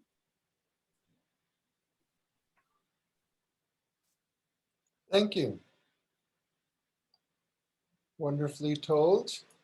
Excellent acting. And you changed the background, right? With each character. Each character had her own background. Yes. Was that difficult to do while you were telling, or you're doing it with a keyboard or somehow? I'm just using the mouse, and it takes a little bit of practice, but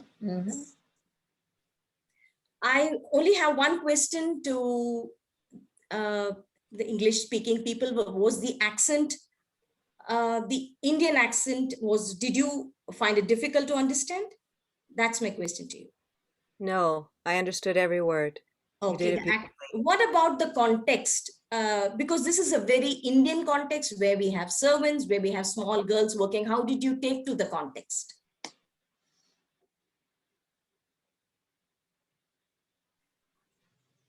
Well, I was struck how at the end she got upset. She got angry, right? But the lady she was working for accepted that. She didn't get angry because she saw that the worker really was upset and was emotionally attached to the phone. My personal take on the story is that this child's childhood has been snatched. Like in many villages, it happens that children are married when they are young for family reasons, for money reasons. The girl might have had several siblings, and the parents wanting to, get rid of one child so that there is one less stomach to feed. It happens, even though it is very sad. So this is a mere child who is trying to get a grip of things in life. She is married to a person who is not mentally fit.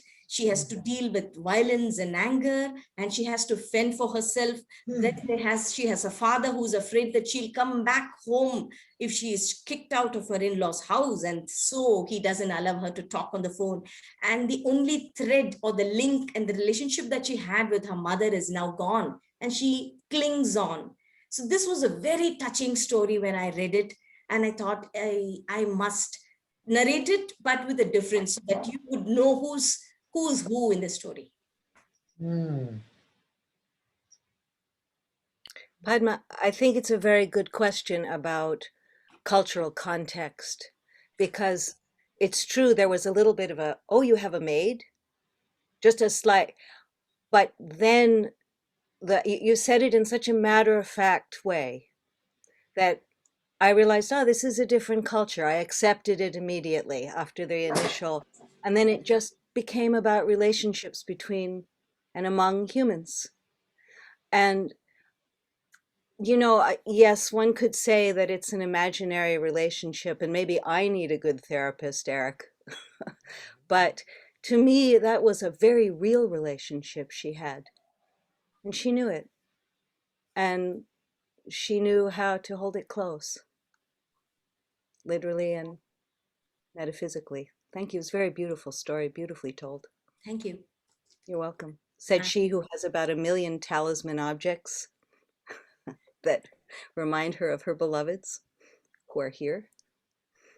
Well, I mentioned before about how the silver hands of the maiden, of the fearless maiden, the handless maiden, sometimes is seen, those silver hands are seen as representing modern technology and even a cell phone. You know, cell phones are playing an increasingly important part in many people's lives. So naturally, they're playing a large part in our imaginary lives also, in our dreams. So they are becoming a very, you know, powerful symbolic object for us. And the story has an interesting instance of that, where it's her link to her memory of her mother.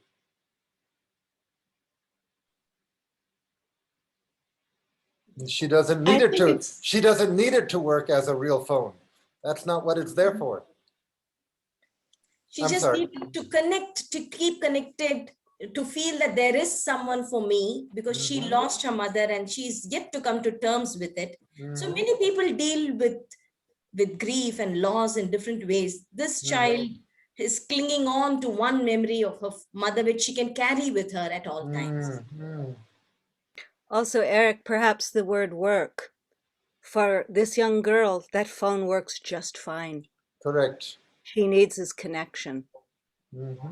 And she doesn't want it to be interfered with a phone that would actually work in the normal sense.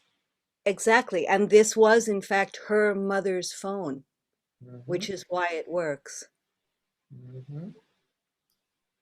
I think it's very important to set a context in the story that this is not your personal experience, and that will make it easier for people who are uncomfortable with servant and master relationships. Okay, so I told it in the end that this is a fictional story written by someone, but you feel that I should have told it in the very start? Yes. Okay. Yes. It was announced on the webpage that it's a fictional story, so I knew that. But yes, many people perhaps did not read the webpage. I don't agree. I don't think I would have been as emotionally connected to the story if I had known that she was just telling somebody else's imagination. Oh.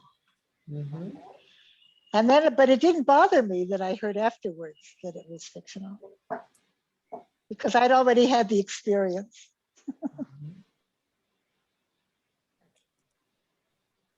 That's just my feeling about it.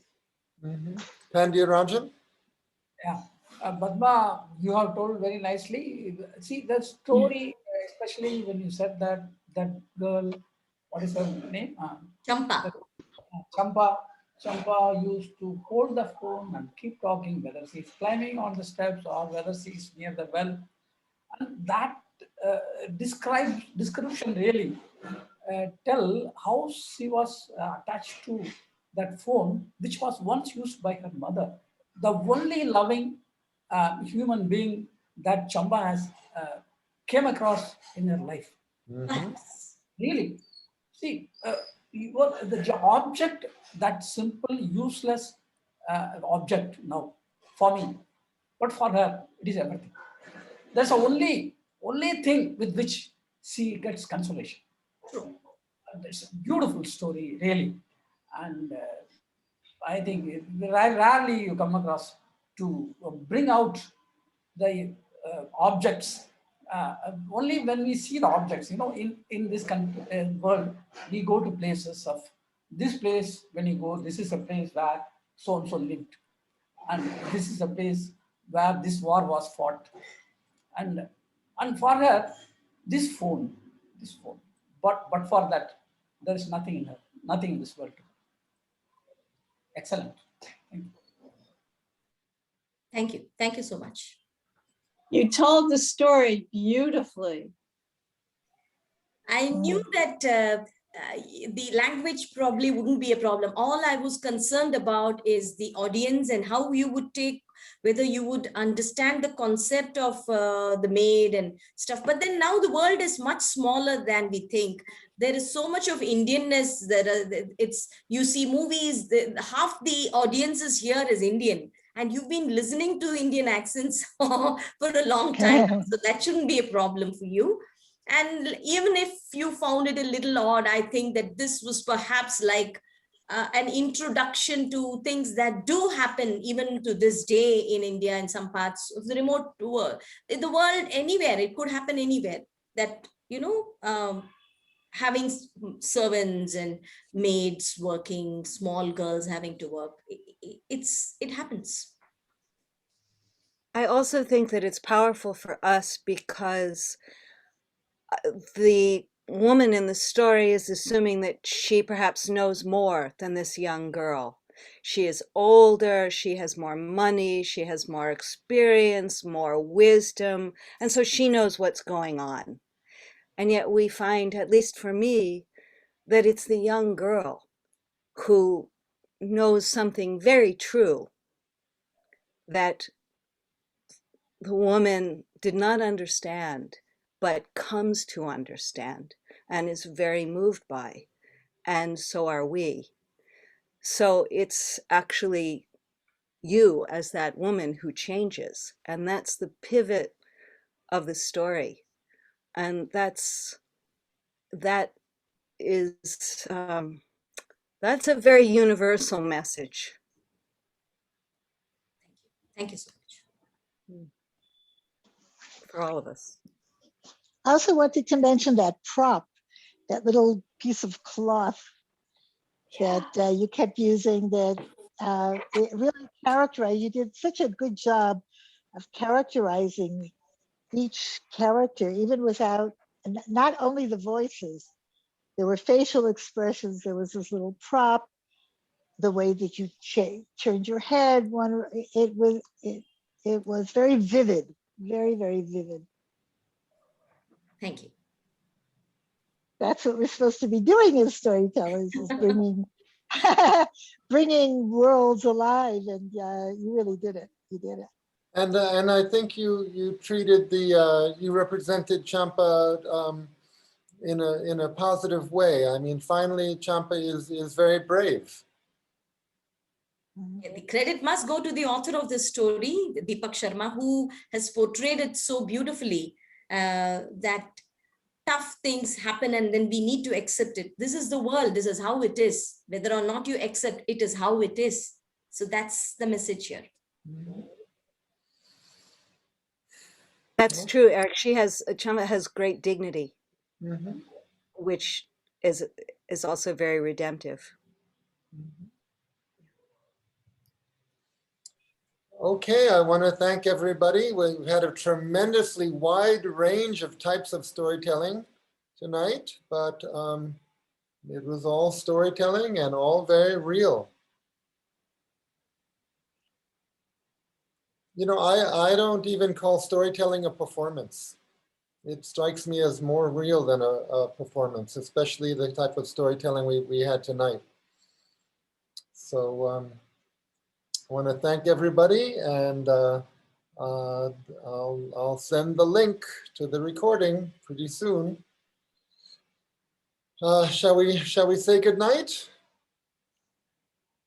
See, I used to make separate recordings of each performance, but I can't stand hearing that voice say, the recording is starting now. So now I just recorded as one piece, and I'll post it with links to the particular places where different people began.